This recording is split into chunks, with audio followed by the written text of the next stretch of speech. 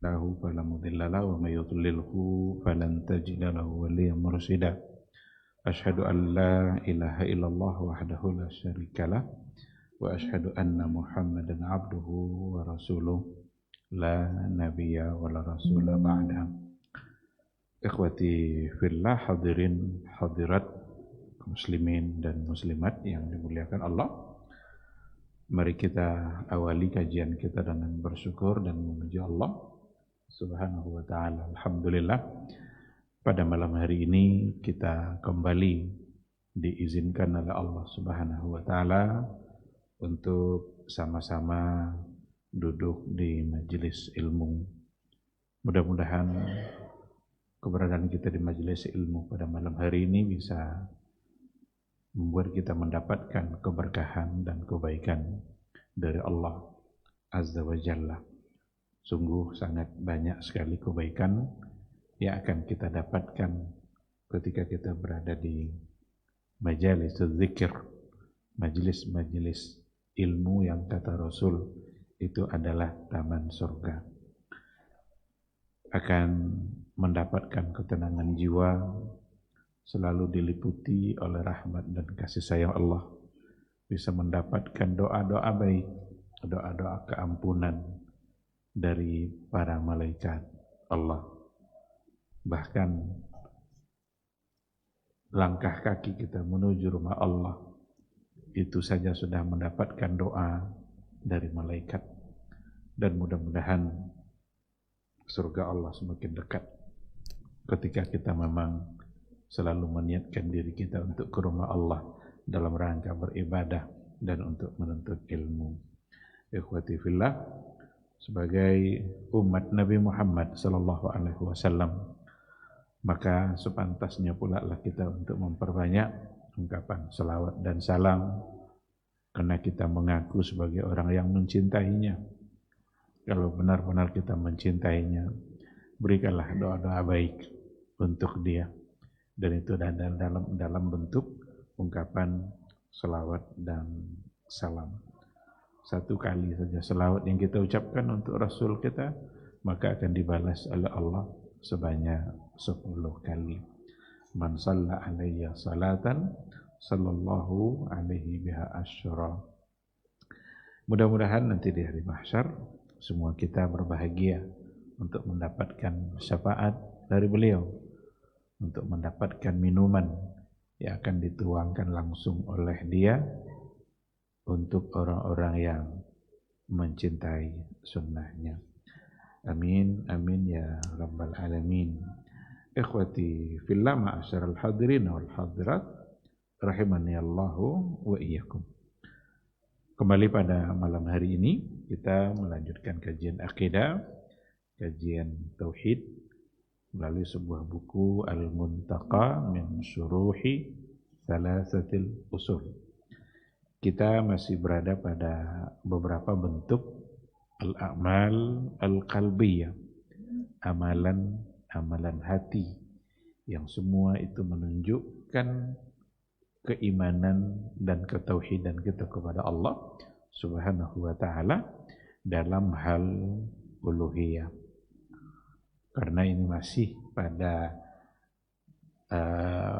al-asasul awal, al-aslul awal, yaitu bagaimana kita harus mengenal Allah sebagai Rabb kita.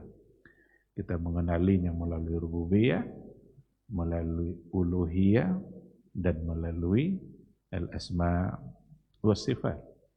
Maka ada banyak amal-amal hati yang sudah kita jelaskan sebelumnya, yang semua itu adalah menunjukkan tauhid kita kepada Allah dalam atau dari sisi uluhiyah.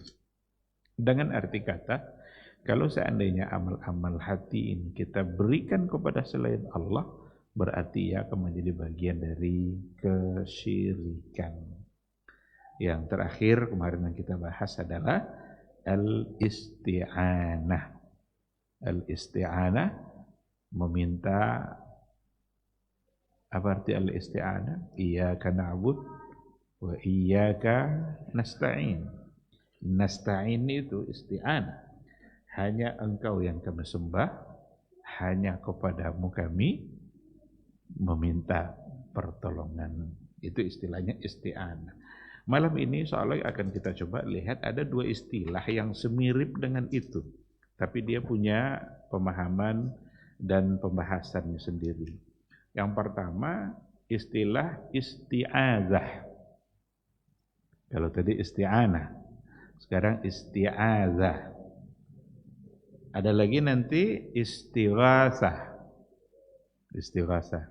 Ini dua istilah yang lazim untuk kita dengar, dan mari kita coba untuk memahami hakikat dan substansinya. Isti'azah, al-istighasah. Isti'azah itu memohon perlindungan. Kalau istighasah, memohon juga kepada Allah agar kita keluar dari musibah. Lalu apa bedanya? Apa beda antara al-isti'azah dengan al-isti'anah? Di sini diberikan penjelasannya. Al-isti'azah tatlubu minhu ayya'simaka wa ayyamna'aka. Engkau meminta kepada Allah supaya dijaga dan dihindarkan dari hal-hal yang tidak baik. Berarti sebelum terjadi. Kalau seandainya istighasah, tatlubu minhu ayyuzila ma fika min syiddah. Tapi kalau istighasah, kamu meminta kepada Allah supaya dihilangkan padamu kesulitan-kesulitan itu. Berarti kesulitannya sudah terjadi. Musibah itu sudah ada. Sekarang bagaimana kita meminta agar keluar dari hal-hal yang tidak baik itu. Maka isti'azah itu sebelum terjadi. Istighasah setelah terjadi. Dua-duanya merupakan amal hati. Al-a'mal al-batinah, al-a'mal al-qalbiyah.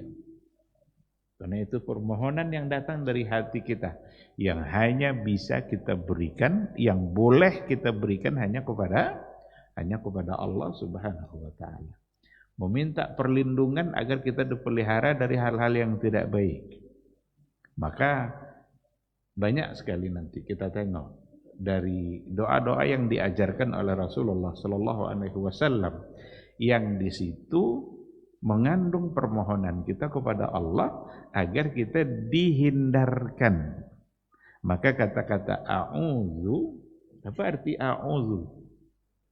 Saya atau aku berlindung, memohon perlindungan kepadamu ya Allah dari a'udzu billahi minasy syaithanir rajim. Qul a'udzu birabbil falaq min syarri ma khalaq. Jadi kita memohon perlindungan kepada Allah Rabbil falaq. Falaq itu ini ufuk itu semuanya adalah disebut dengan falaq. Dan itu adalah milik Allah. Allah Rabbnya. Bintang itu siapa Rabbnya? Allah. Langit siapa Rabbnya? Allah. Maka Rabbus samawati wal ardh. Langit Rabbnya langit dan bumi. Karena dia adalah makhluk. Allah yang menciptakannya. Semua makhluk Rabbnya, Tuhannya adalah Allah. Jadi kita minta perlindungan dari dia. Min syarri ma khalaq. Dari kejahatan apa yang telah dia ciptakan. Apakah yang diciptakan Allah ada kejahatan-kejahatannya? Ada. Ular bisa menggigit dan dia berbisa. Nanti ada hewan-hewan yang lain yang Allah ciptakan juga ternyata bisa saja mendatangkan bahaya.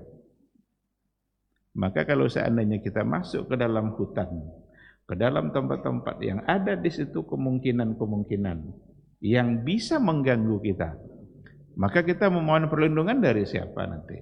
Kepada siapa kita memohon? Kepada Allah. A'udzu bikalimatillahi tammah min syarri ma khalaq. Kita memohon kepada Allah. Jadi tidak kita memohon kepada penghuni hutan itu sendiri.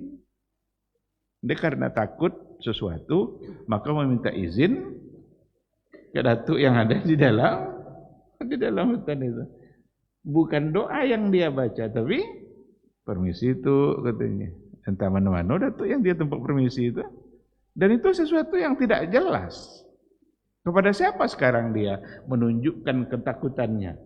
Kepada Allah kah sehingga dia mohon perlindungan dari Allah itu atau kepada Allah, atau dia justru mohon perlindungan dari sesuatu yang tidak jelas tadi? Ini datuk ini siapa nih? Dan bisakah dia memberikan perlindungan itu? Jawabannya tidak.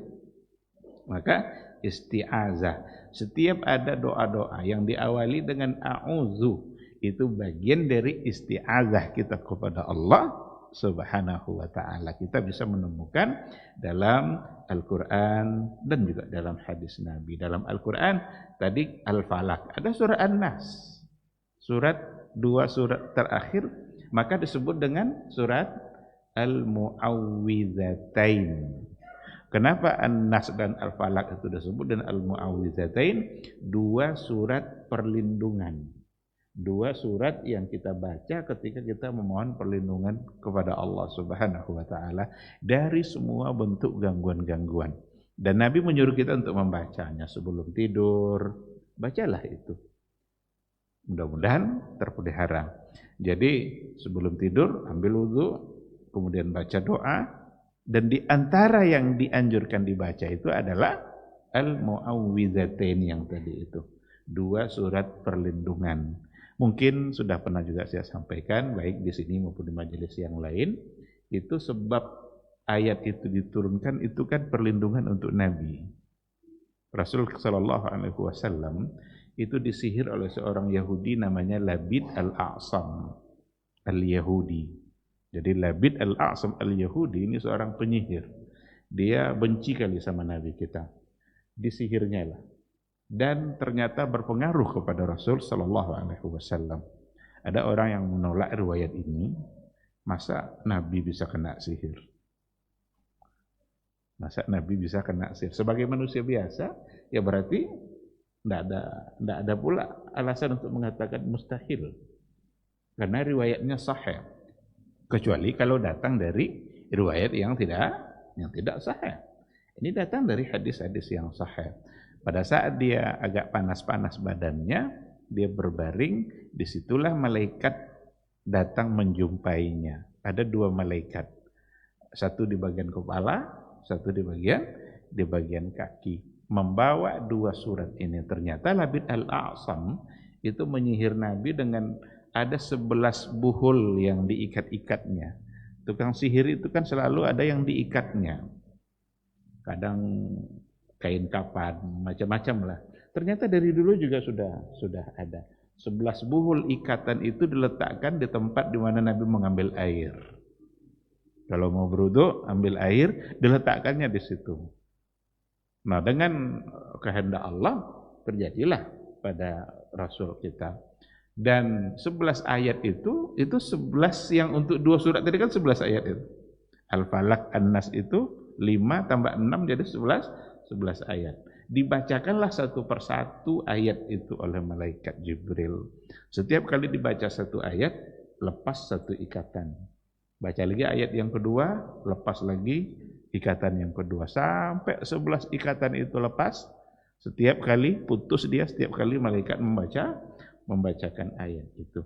Dan sampai pada akhirnya, Nabi kita merasakan badan lebih enakan daripada yang sebelumnya. Itu di antara asbab nuzul. Bisa kita baca pada tafsir Ibnu Katsir ketika beliau menjelaskan dua surat pada bagian yang terakhir. Maka namanya Mu'awwidzatain, dua surat memohon perlindungan. Bagus juga dibiasakan kalau kita punya anak kecil masih bayi, dibacakan ayat itu kemudian kita hembus dan kita usapkan ke badan anak kita. Karena dia belum bisa membaca. Suatu saat nanti pada saat dia sudah bisa membaca sendiri, maka dia yang akan langsung membacanya. Tapi ketika dia masih bayi, masih kecil kan dia belum bisa apa-apa. Maka kita yang membantunya, dan itu dibolehkan oleh agama. Itu namanya ruqyah syar'iyyah. Ruqyah itu ada dua, ada ruqyah syar'iyyah, ada ruqyah syirkiyah. Ruqyah juga tapi syirik. Ruqyah itu artinya mantra, baca-bacaan. Itu arti dari kata ruqyah itu. Maka bacaan-bacaan itu ada yang syar'i, kalau ayat Quran, doa-doa maksurat. Tapi ada yang syirik, ketika yang dibacanya itu enggak jelas, mudah untuk ngetesnya. Kalau seandainya ada dukun yang membacakan sesuatu ke kita, tanya dia, apa yang dibaca dari lupa? Enggak bisa arahnya, kok khusus kan? Itu perlu dicurigai. Tapi kalau seandainya yang dibacanya Al-Fatihah, An-Nas, enggak ada alasan untuk menyembunyikan. Oh, yang dibaca itu Al-Fatihah, yang dibaca An-Nas. Tapi kalau tidak mau dia menyebutkan, itu ilmu khusus hanya untuk dia saja, berarti sesuatu yang perlu untuk dicurigai. Nah, jangan-jangan dari isi bacaan yang dia ucapkan itu ternyata ada permohonan dia, meminta pertolongan dia bukan lagi kepada Allah, tetapi kepada makhluk-makhluk gaib yang lainnya, seperti kepada jin dan lain sebagainya. Maka qul a'udzu birabbin nas, malikin nas, ilahin nas, 3 disebutkan di situ sebelum ada permohonan kita. Ini diantaranya menjadi bagian dari tawassul dengan bisa menyebut nama Allah atau menyebut sifatnya. Boleh kita bertawassul dengan cara seperti itu. Kita kalau amati baik-baik, qul a'udzu birabbin nas, aku berlindung birabbin nas, kepada Rabbin nas, Rabbnya manusia. Malikin nas, malikin nas, malik raja atau yang memiliki, menguasai manusia. Ilahin nas, apa arti ilahin nas? Sesembahan, Rabb yang disembah. Ini sebenarnya kalau kita mau jujur mengambil faidah dari 3 ayat ini saja, di sini terkandung 3 pembagian tauhid yang dijelaskan terus oleh para ulama salaf itu. Ada uluhiyah, ada rububiyah, ada asma wa sifat. Jadi tidak ada alasan sebenarnya untuk mengatakan tidak ada dalil pembagian 3 sifat itu. Kan sering dianggap ini 3 pembagian ini trinitas, ini sama dengan orang Nasrani yang dia punya 3 Tuhan juga. Kita tidak sedang membagi Tuhan menjadi 3. Beda sama Nasrani, ada Tuhan Ibu, ada Tuhan Bapa, ada Tuhan Anak. Itu memang 3 bagian. Pembagian yang 3 pada rububiyah, uluhiyah, asma wa sifat tidak sama seperti itu, karena Allahnya satu. Cuma kita mentauhidkannya dari 3 sisi. Coba qul a'udzu birabbin nas, rububiyah. Nanti ada ilahin nas, ilah uluhiyah. Ketika disebutkan secara bersamaan Rabb dan ilah, itu menunjukkan dua-duanya pasti ada perbedaan. Tapi kalau disebutkan hanya salah satunya saja, maka Rabb bisa bermakna ilah, ilah juga bisa dengan makna Rabb. Karena kaidah dalam persoalan ini, iza ijtama'a iftaraqa wa iza iftaraqa ijtama'a. Kalau dia disatukan berarti dia berbeda. Tapi kalau dia dipisahkan berarti dia bersatu. Sekarang dalam satu redaksi Rabbin nas, ilahin nas, sebelumnya ada malikin nas, maka Rabb dan ilah di sini menunjukkan 2 hakikat yang memang harus dibedakan. Maka ada rububiyah, ada uluhiyah. Ini sudah panjang lebar dulu kita berikan penjelasannya. Kalau rububiyah berhubungan dengan kehendak, kekuasaan, perbuatan Allah. Dia yang menghidupkan, dia yang mematikan, dia yang memberi rezeki, dia yang mencipta, dia yang mengatur alam ini. Tapi kalau uluhiyah, karena dia yang disembah satu-satunya, maka semua perbuatan kita mestilah untuk menyembah dia. Berarti semua ibadah kita mestilah hanya untuk Allah. Termasuklah di antara ibadah tadi al-isti'adzah. Isti'adzah itu ibadah. Memohon perlindungan itu adalah ibadah. Berarti isti'azah kita hanya boleh kita berlindung, memohon perlindungan itu hanya boleh kepada Allah Subhanahu wa ta'ala. Nah, setelah disebutkan 3, baru kita sebutkan permintaan kita. Kita mau dilindungi dari apa? Aku memohon perlindungan kepada Robnya manusia, pemilik manusia, sesembahan manusia, min syarril waswasil khannas. Ada bisikan-bisikan yang selalu mengganggu kita. Ada godaan-godaan yang selalu terbisikkan dan kita terpengaruh oleh bisikan-bisikan itu. Maka ada orang bilang ada istilahnya was-was. Ini hati-hati dengan was-was. Was-was itu keraguan terhadap apa yang kita lakukan, tapi tidak beralasan, hanya semata-mata ragu saja. Sudah selesai kita berwudu, jangan-jangan tidak sah, ulang lagi wudunya. Setelah berwudu yang kedua, jangan-jangan ulang lagi. Ada juga orang yang takbiratul ihramnya tidak selesai-selesai, karena ada was-was tadi itu, seolah-olah tidak sah takbir yang pertama. Allah, astagfirullahaladzim, ulang lagi, Allah. Udah imam mau selesai baca ayat, tidak ada ulang-ulang lagi, langsung Allahu Akbar, lalu ikut rukuknya imam. Itu bisikan-bisikan was-was. Maka kita meminta pertolongan kepada Allah agar kita dihindarkan dari was-was tadi itu, bisikan-bisikan yang datang dari syaitan. Adakah dari hadis terkait dengan isti'azah? Banyak sekali. Dan itu dari berbagai fase kehidupan kita, Nabi mengajarkan doa-doa untuk isti'azah. Apa contohnya? Kita mau masuk toilet saja, ada isti'azah di situ. Apa doa kalau mau masuk toilet? Allahumma inni a'udzu bika. A'udzu itu isti'azah. Aku memohon perlindungan kepadamu ya Allah minal khubusi wal khaba'ith, dari gangguan syaitan yang laki-laki maupun perempuan. Berarti syaitan itu ada laki-laki, ada perempuan. Apakah syaitan juga iblis itu berkembang biak? Nanti akan ada anak keturunannya? Jawabannya iya. Karena dia ada laki, ada perempuan. Jadi Allah ciptakan jin itu kan juga untuk beribadah. Dan mereka juga berkembang biak. Cuma tidak mestilah kita cari-cari pula. Kalau mereka nikah siapa KUA-nya?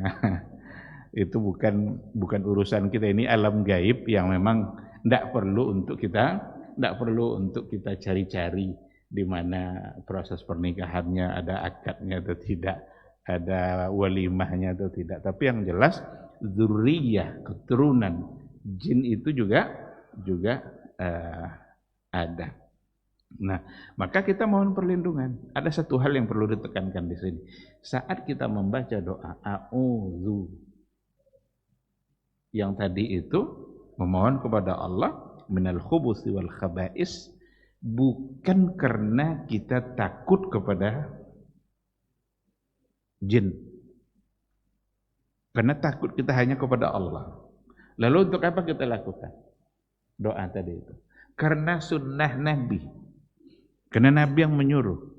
Jadi dasar kita membaca doa karena memang Nabi kita yang menyuruh. Dan kemungkinan ada kejahatan dari dia, bisa enggak? Bisa. Tapi bukan kita karena takut agar dijahati oleh dia. Karena tidak mungkin dia berbuat jahat kepada kita kalau Allah tidak izinkan. Ini harus ada dalam keyakinan kita. Kalau kita sudah takut kepadanya, jangan-jangan kita sudah salah dari sisi takut ini. Karena takut kita hanya boleh kepada Allah. Jadi kita baca itu agar Allah menjaga kita dari kejahatan yang ada padanya. Kemungkinan dia bisa berbuat jahat ada, maka kita mohon perlindungan.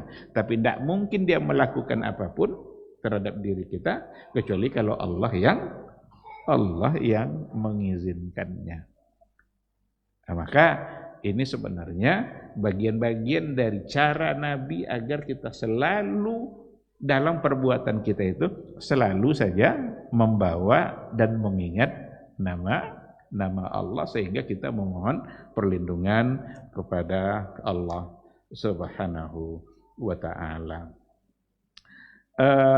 Dalam doa-doa pagi sore ada di antara isti'azah yang sangat banyak sekali. Di antaranya a'udzu bi'azamatika an ughtala min tahti. Jadi kita mohon kepada Allah agar dijaga dari depan, dari belakang, dari kiri, dari kanan, dan mohon kepada Allah agar kita juga dihindarkan sesuatu dari bawah. Ada hal-hal yang tidak menyenangkan kita datang dari bawah.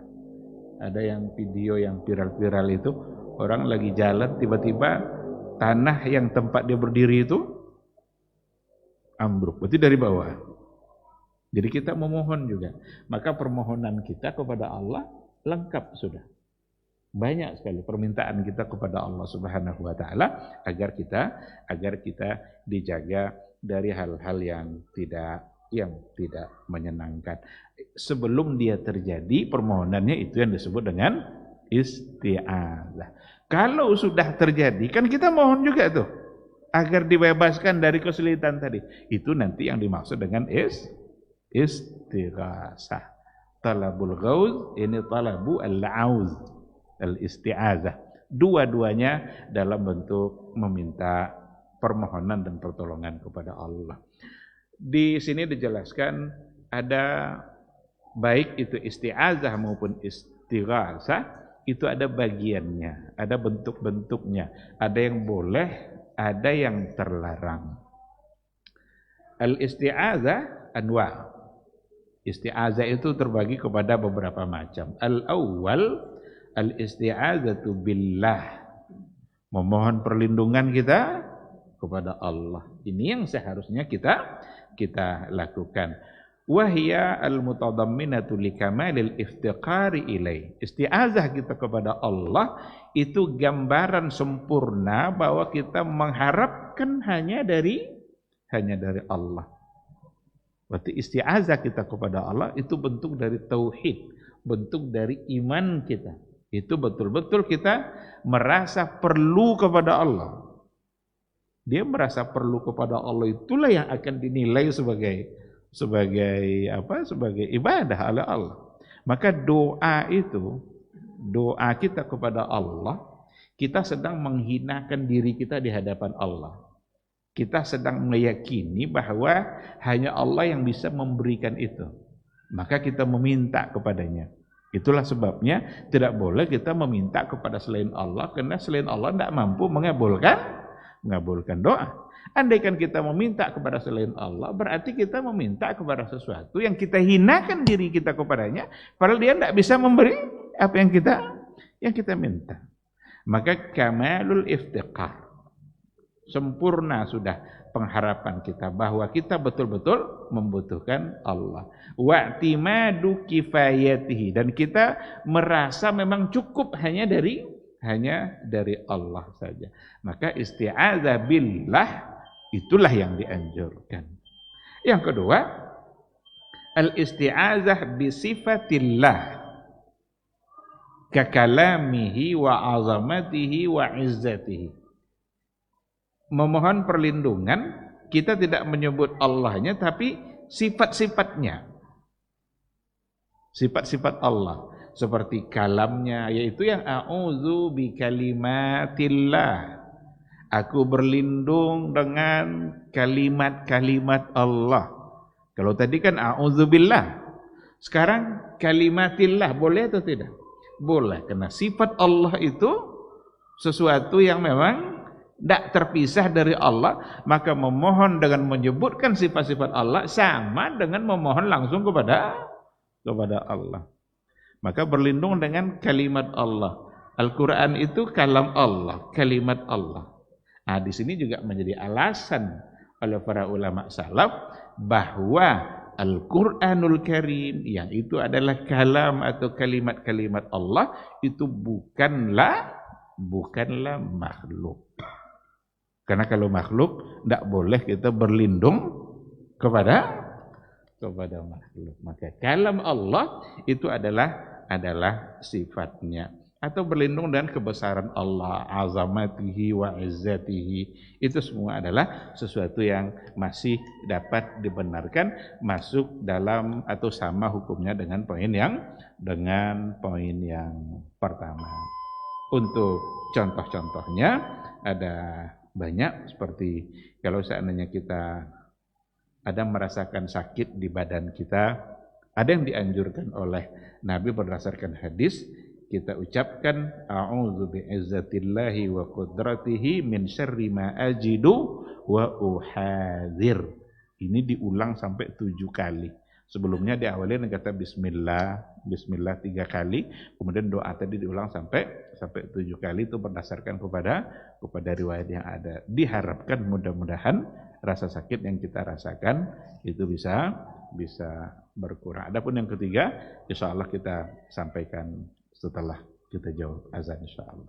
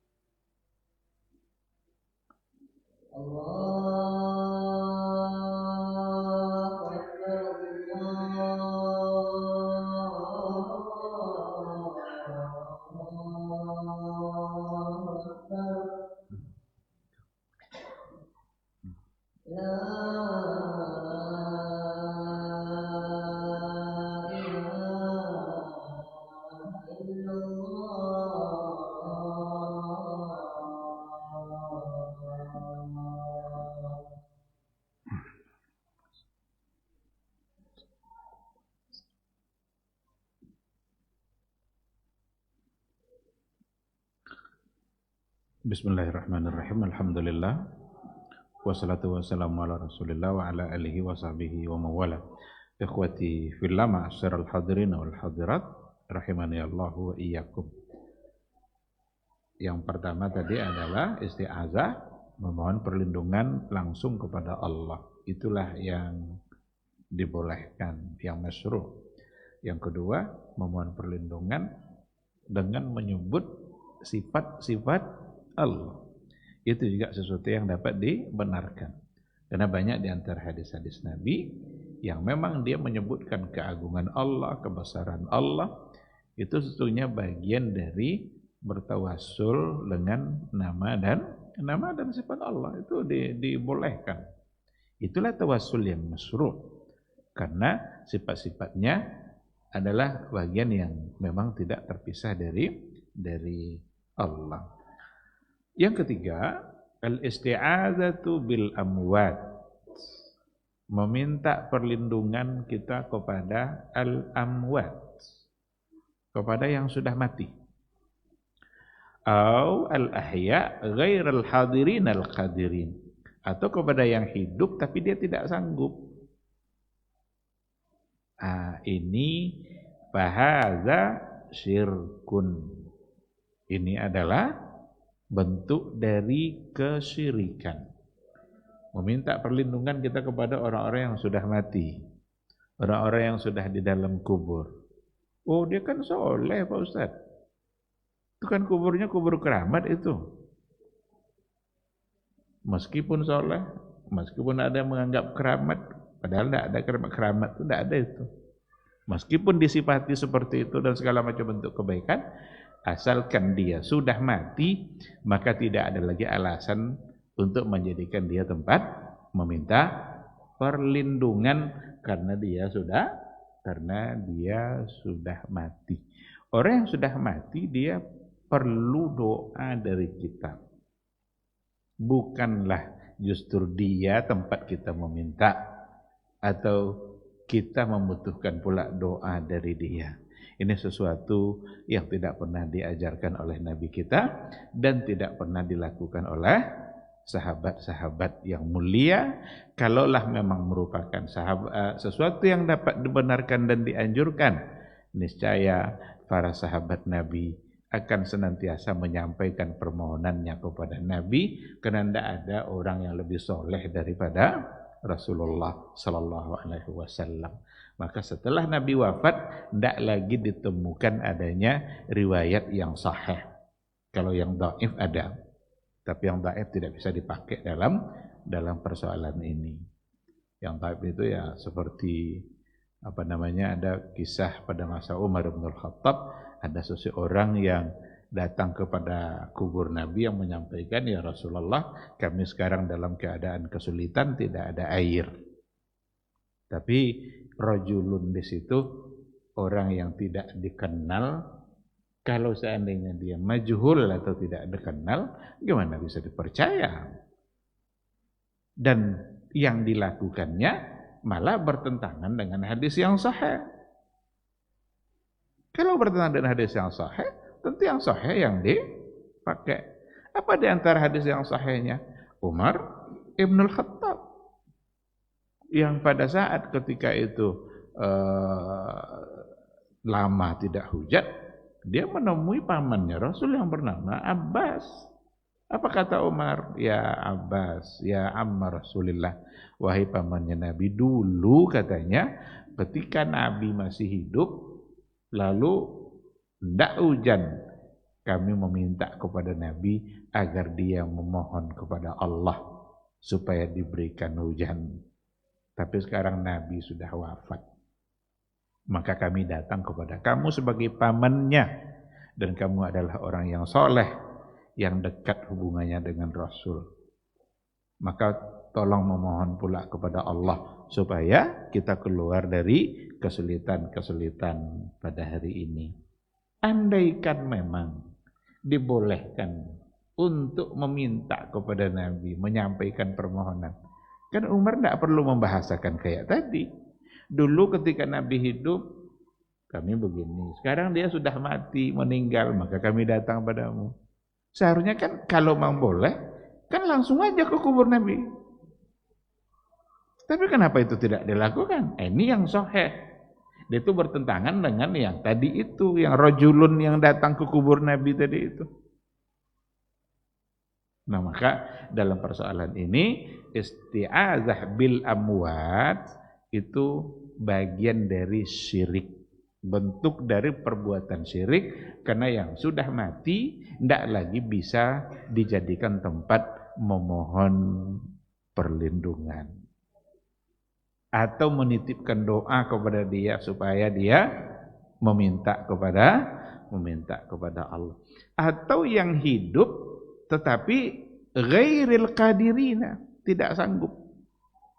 Meskipun dia hidup tapi tidak sanggup, maka kepada orang hidup pun meminta perlindungan yang hal-hal yang dia tidak sanggup, maka tidak boleh, karena memang dia tidak sanggup, hanya kerja Allah. Biar tidak meletus gunung itu cari pawang. Ternyata sama pawang itu mati. Mereka meletus gunung kan? Katanya nih ada pawangnya nih. Pawang itu mati sama gunung meletus. Terus apa yang mau diharapkan? Berarti meminta pertolongan kepada yang masih, walaupun dia hidup tapi dia tidak sanggup. Memohon kepada jin, ini juga dia tidak sanggup, karena hanya Allah yang sanggup. Allah yang bisa memberikan perlindungan kepada kita. Maka ada ayat dalam surah Al-Jin sendiri, wa annahu kana rijalun minal insi ya'udzuna birijalin minal jinni fazaduhum rahaqa. Ada rijalun minal ins, golongan lelaki dari manusia, ya'udzuna birijalin minal jin, mereka meminta pertolongan kepada golongan jin. Jadi manusia yang minta kepada jin, fazaduhum rahaqa. Tidak menyelesaikan masalah, justru membuat mereka semakin galau, karena meminta pertolongan kepada yang tidak mampu memberikan, meminta perlindungan kepada yang tidak mampu memberikan perlindungan itu. Jadi yang mati atau hidup tapi untuk hal-hal yang dia tidak sanggup. Bagaimana kalau hal-hal yang dia sanggup? Ini masuk pada bagian yang keempat. Ada pada bagian yang keempat, isti'anah bima yumkinu al-'audzu bihi minal makhluqina minal bashar. Memohon isti'azah, memohon perlindungan untuk sesuatu yang memang mungkin diberikan oleh makhluk seperti manusia, untuk hal-hal yang dia sanggup. Fahaza jaizun. Fahaza jaizun. Maka ini hukumnya adalah boleh. Ada anjing galak. Awak kalau pergi sholat ke masjid selalu lewat depan rumah dia. Sekarang kita minta tolong ke yang punya anjing. Bang, tolong kau be enjong dong. Dan si kau lalu tahu ya, kalau ndak azab dan dekat.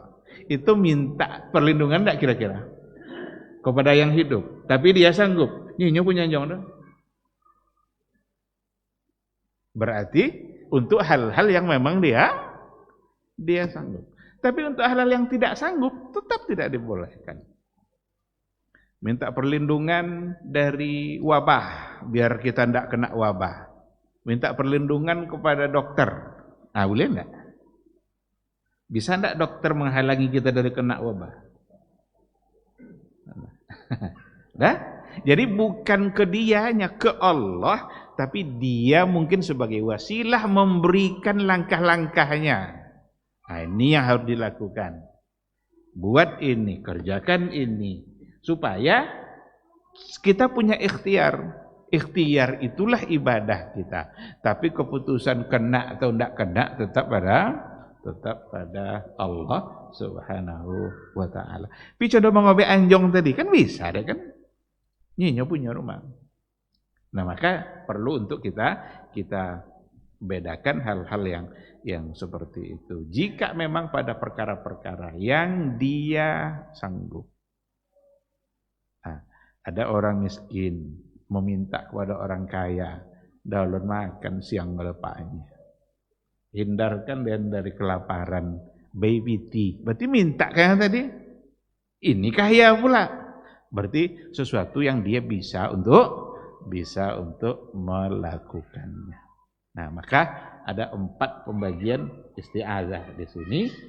Isti'azah kita kepada Allah, isti'azah kita dengan menyebut nama-nama, sifatnya, keagungan dan kemuliaannya, ini sesuatu yang dibolehkan. Yang terlarang adalah memohon perlindungan kepada yang sudah mati, yang sudah wafat. Sesoleh apapun yang sudah wafat itu tetap tidak bisa dijadikan tempat memohon pertolongan. Sekeramat apapun kuburan itu tetap tidak boleh kita jadikan tempat untuk memohon perlindungan, karena dia tidak lagi mampu untuk melakukan. Sebagaimana isti'azah, begitu juga istighasah. Istighasah dibagi-bagi juga oleh para ulama. Di antaranya istighasah billah. Inilah yang masyru', ini yang dianjurkan. Kita memohon agar kita keluar dari musibah kita meminta hanya kepada Allah. Dalam Al-Qur'an apa contoh istighasah kepada Allah? Iz tastaghitsuna rabbakum fastajaba lakum anni mumiddukum bi alfin minal malaikati murdifin. Itu ketika terjadi perang Badar. Perang Badar itu kan tidak berimbang. Sangat tidak berimbang. Orang musyrik 3 kali besar daripada sahabat orang muslim bersama Nabi. Ya ini 300-an, 313, yang ini jumlahnya 1000. Berarti 1:3. Tetapi Nabi kita meminta kepada Allah agar diberikan pertolongan itu. Meminta pertolongan seperti itu namanya istighasah. Dalam kondisi sulit, dalam keadaan susah, kita ingin minta dikeluarkan dari keadaan sulit itu. Meminta di situ billah, kita minta kepada Allah, maka didatangkanlah oleh Allah, diturunkan malaikat-malaikatnya oleh Allah sebagai bala tentara. Ikut mereka dalam peperangan itu. Bahkan ada pasukan-pasukan kuda yang para sahabat terheran-heran, ini dari mana datangnya? Ternyata itu adalah bantuan yang diturunkan oleh Allah. Maka orang mukmin muslim yang bersama Nabi itu meraih kemenangan yang besar, bahkan sebagai tonggak sejarah yang tercatat di dalam Al-Qur'anul Karim. Nah, pada poin yang kedua, al-istighasatu bil amwat. Al-istighasah memohon perlindungan atau meminta keluar kita dari musibah, dari kesulitan kita, tetapi memintanya kepada al-amwat, kepada yang sudah mati. Dengan menyebut-nyebut nama fulan bin fulan, disebut semua nama-nama yang sudah mati itu. Tujuannya supaya kita keluar dari kesulitan-kesulitan. Kalau memang tujuannya meminta agar keluar dari musibah itu melalui mereka tadi, itu sesuatu yang juga tidak dibenarkan. Ini wahadza syirkun akbar. Ini adalah merupakan syirik besar, karena kita meminta hanya dibolehkan kepada Allah Subhanahu wa taala atau kepada yang hidup fi ma la yaqdiru alaihi illallah, atau memohon kita beristighasah kepada dia yang masih hidup tapi untuk perkara-perkara yang dia tidak sanggup untuk melakukannya kecuali hanya Allah Subhanahu wa ta'ala. Kalau memang hanya Allah yang bisa, berarti tidak ada tempat kita memohon kecuali hanya Allah saja. Amman yujibul muttarra idza da'ahu wa yakshifus su' wa yaj'alukum khulafa'al ardi A ilahum ma'allah qalilan ma tadhakkarun. Kalau seandainya kita meminta perlindungan atau keluar dari yang musibah kepada selain Allah, ini Allah mempertanyakan sendiri. A ilahum ma'allah, adakah yang pantas kalian sembah selain daripada Allah? Atau adakah ilah yang kalian tempat meminta bersamaan dengan meminta kalian kepada Allah? Ilahum ma'allah, ma'allah itu bersamaan dengan kita memohon kepada Allah, tapi dibawa juga yang lain. Apakah ada orang yang kalian samakan dengan Allah, yang kalian setarakan dengan Allah? Ini pertanyaan ini bukan untuk dijawab, ini karena jawabannya sudah pasti. Maka ini satu pertanyaan yang memang kita wajib untuk menghindarkannya, karena tidak mungkin ada lagi bersama Allah ada yang setara dengan Allah. Yang dibolehkan, kalau yang kedua tadi tidak dibolehkan. Yang ketiga masih masuk dalam hal yang dibolehkan. Al-isti'adzatu bil ahya al-hadirina al-qadirina, memohon istighasah kepada dia yang masih hidup, hadir dia, sanggup dia untuk melakukannya, fi ma yaqdiruna alaih, pada perkara-perkara yang dia sanggup melakukan. Fahadza jaizun, ini sesuatu yang dibolehkan. Apa yang dibahasakan istighasah oleh Allah untuk perkara ini? Itu kisah Nabi Musa ketika dia ada seorang yang dari kabilah dia, yang dari sama-sama kabilah Kipti yang dari Mesir, itu kan dia minta tolong kepada Nabi Musa. Nah, itu diceritakan dalam Al-Qur'an. Fastaghathahu allazi min syi'atihi 'ala allazi min aduwi. Ada yang sedang berkelahi, yang satu kabilahnya Firaun, pengikut Firaun, yang satu lagi kabilahnya Musa. Pas pula Musa lewat di situ. Pas Nabi Musa lewat di situ, dia minta tolong. Ini istighasah. Tapi kepada orang masih hidup dan dia sanggup untuk melakukan. Fastaghathahu allazi min syi'atihi, maka meminta perlindunganlah seseorang yang dari kelompoknya, dari kabilah Musa sendiri. Berarti sama-sama dari sesuku dia. 'Alal ladzi min aduwihi, terhadap orang lain yang dari musuhnya, berarti dari kelompok Firaun. Minta tolong ke Nabi Musa. Sekali tinju ya Nabi Musa mati kali. Berarti minta tolong nih. Boleh, enggak apa-apa. Dia orangnya masih hidup, kita meminta sesuatu yang dia sanggup untuk melakukannya. Bahkan itu pula lah penyebab Nabi Musa menjadi dikejar-kejar untuk kemudian dia lari ke wilayah Madian. Tapi pelariannya membawa nikmat, karena pada akhirnya dia ketemu dengan anak-anaknya, putrinya Nabi Syuaib, untuk kemudian dia nikah dengan anak Nabi Syuaib. Kok enggak ditinju deh tadi, lu ke menikah ya kan? Jadi itu sesuatu yang membawa kebaikan, sudah diatur oleh Allah semua takdirnya. Nah, maka ada istighasah itu yang dibolehkan dan ada yang tidak dibolehkan. Intinya yang tidak dibolehkan adalah memohon perlindungan kepada yang sudah mati atau dia hidup, dia tidak hadir di kita. Tidak tahu dia, kita tidak bersamanya, dan dia juga tidak sanggup untuk melakukannya. Kalau dilakukan juga berarti itu bagian dari perbuatan yang di dalamnya ada unsur kesyirikan. Allah Subhanahu wa taala alam. Waktu salat kita sudah datang, sekira kita cukupkan sampai di sini. Kalimat masyru'. Masyru' itu artinya disyariatkan. Itu diambil dari kata syara'a, itu isim maf'ulnya. Jadi isim fa'ilnya syari'. Syari' itu yang mensyariatkan, berarti Allah. Kalau masyru' sesuatu yang disyariatkan, berarti satu perbuatan yang perbuatan itu disyariatkan, dianjurkan oleh oleh agama.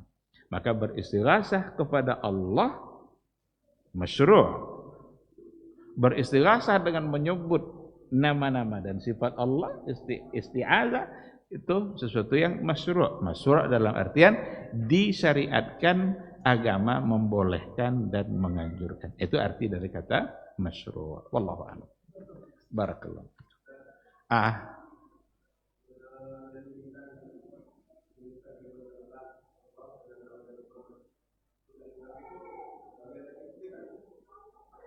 Itu tidak pula langsung kita bisa menghukumnya seperti itu.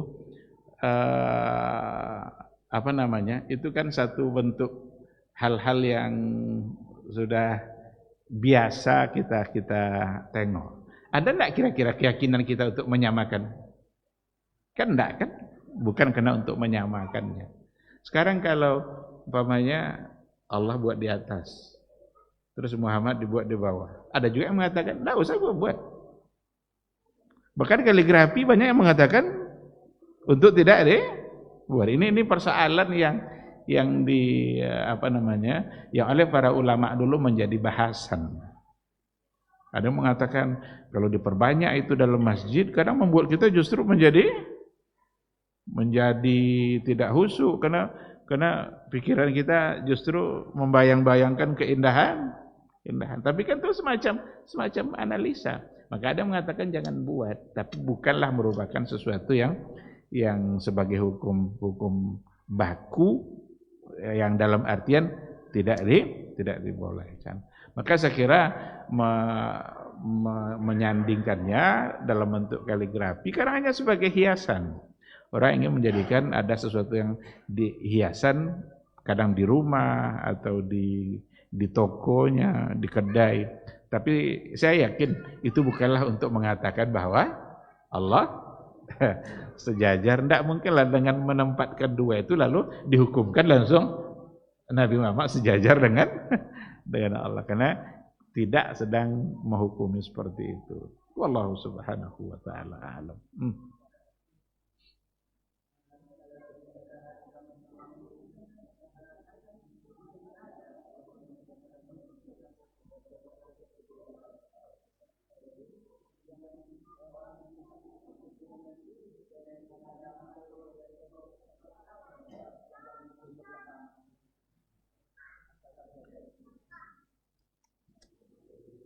Kalau kita tengok dari segi catatan sejarah, kalau untuk meminta-minta kepada menjadikannya orang sebagai sesembahan, sebagai ilah yang disembah, itu sudah ada pada Yahudi dan Nasrani. Yahudi dengan mengatakan Uzair sebagai anak Tuhan. Orang Nasrani mengatakan Isa anak Tuhan. Disitulah datang hadis Nabi, la tutruni kama atratin nasara. Jangan kalian berlebih-lebihan, jangan lebihkan saya dari yang seharusnya sebagaimana orang Nasrani yang melebihkan Isa, menempatkan Isa tidak lagi sebagai rasul, tapi sebagai anak Tuhan, diberikan unsur-unsur ketuhanan padanya. Jangan kalian jadikan saya seperti itu, kata Rasul. Kalau mau menyebut saya, sebutlah saya ini Rasulullah wa ana Abdullah. Dan saya adalah hamba Allah. Jadi jangan berikan unsur-unsur ketuhanan kepada Nabi kita. Sebagaimana orang-orang Nasrani, orang-orang Yahudi. Adapun dalam persoalan memuja-muja kuburan, ziarah kubur, itu awalnya Syiah. Dari kelompok Syiah terhadap kuburnya Husain. Itu orang-orang Syiah itu kalau sudah sampai ke kubur Husain itu mereka menangis-nangis, madatna ya Husain. Mereka tidak lagi meminta kepada Allah, madatna ya Husain itu artinya tolong kami wahai Husain, bantu kami. Maka seperti itu yang dilakukan oleh orang-orang Syiah. Maka memuja-muja kuburan, meminta-minta kepada kuburan, itu bukan sunnah Nabi, tapi sunnahnya Syiah. Jadi tidak boleh untuk diikuti. Ini bukan pula tidak boleh ziarah kubur, jangan disalahpahami. Karena banyak juga orang yang kadang memberikan tuduhan Tuhan, tidak boleh sama orang itu ziarah kubur. Kata, siapa bilang ziarah kubur? Ziarah kubur itu dianjurkan oleh Nabi. Dulu saya larang, kata Rasul, kuntu nahaitukum an ziyaratil kuburi ala fazuruha. Dulu aku larang kalian ziarah kubur, tapi sekarang ziarahilah. Kenapa dulu Nabi melarangnya? Karena dulu di awal-awal keislaman mereka. Mereka dulu kalau sudah tak bisa menahan perasaan-perasaan mereka, jadi melakukan hal-hal yang tidak pantas dilakukan di kuburan. Maka Nabi melarang. Tapi sekarang silahkan, kata Nabi. Berarti iman mereka sudah kuat. Itu masuk dalam contoh nasikh wa mansukh dalam usul fikih. Bahkan Nabi sendiri melakukan ziarah. Tiba-tiba Aisyah malam-malam kehilangan Rasul. Tadinya Rasul bersama dia tidur. Kok tidak ada Nabi? Rupanya Nabi pergi ziarah ke Baqi'. Sampai situ Nabi mengucapkan salam. Berarti ada doa. Boleh kita datang untuk mendoakannya. Karena salam itu artinya adalah doa. Assalamualaikum ya ahlal kubur, ya ahlad diyar. Mudah-mudahan kalian selamat wahai ahlul kubur. Wa nahnu insyaallah bikum lahikun. Kami insyaallah nyusul. Nas'alullaha lana wa lakumul afiyah. Kami memohon agar kami dan kamu, kalian semua diberikan kebaikan oleh Allah. Itu adalah doa. Jadi bukan datang ke kuburan itu meminta-minta ke ahlul kubur. Doakan dia. Dan ziarah kubur itu dianjurkan agama. Nabi yang nyuruh. Bahkan tidak bisa kita melaksanakan sunnah seperti Nabi ini. Siapa yang mau ziarah kubur malam-malam sekarang? Ada? Laksanakanlah itu kalau mau. Sang siang sayang. Agama kudu ada kan? Jadi bukan melarang untuk ziarah kubur. Ziarah kubur itu ibadah, Nabi nyuruh. Fa innaha tuzakkirukumul akhirah. Itu akan mengingatkan kalian pada akhirat, mengingatkan kalian pada kematian. Kalau ingin tahu dekatnya mati, pertama tengok kuburan, ziarahlah. Ini yang mati itu rumahnya kemarin itu yang bertingkat-tingkat tuh. Sekarang nih dalam kubur. Inilah rumahnya pada akhirnya. Atau sekali ke UGD. Atau lapai ke UGD itu takana mati sebetulnya. Iko lama makio, itu lama apa segala macam kan, iko ndak sadar. Nah, seringlah ziarah kubur, sering tengok-tengok kan. Maka bukan kita melarang, justru dianjurkan. Yang dipersoalkan adalah apa yang kita lakukan di kuburan. Kalaulah sampai di kuburan justru meminta-minta, menangis-nangis seperti yang dilakukan oleh orang Syiah, itu sesungguhnya adalah sunnahnya orang Syiah ketika mereka ada di kuburannya Husain. Itu sebelum sampai ke kuburan Husain itu tidak apa jalan biasa, harus dihormati, merangkak ke situ. Karena menghormati si Husain. Ada enggak kira-kira orang-orang yang sekarang merangkak sampai ke kuburan itu? Ada, bahkan diajarkan seperti itu. Dengan tujuan menghormati. Apakah memang seperti itu cara menghormatinya? Enggak. Cara menghormatinya, kalau ada pengajaran dulu diajarkan yang elok, adanya ikuti yang baik-baik yang diajarkan. Doakan dia. Itu cara menghormati orang yang sudah mati. Jangan dikira orang yang sudah mati tidak membutuhkan doa-doa dari orang yang hidup. Sekira seperti itu. Wallahu subhanahu wa ta'ala a'lam. Baik, ikhwati fillah, ma'asyiral hadirin wal hadirat, rahimani Allah wa iyyakum. Sampai di sini kajian kita malam hari ini. Semoga bermanfaat insyaallah. Semoga Allah memudahkan kita terus untuk bermajlis, dan semoga Allah bukakan hati kita untuk mendapatkan ilmu dan kebenaran, serta Allah berikan pula kita kemudahan istiqamah berada di atas ilmu yang kita dapatkan. Subhanakallahumma bihamdika asyhadu an la ilaha illa anta astaghfiruka wa atubu ilaik. Wassalamualaikum warahmatullahi wabarakatuh.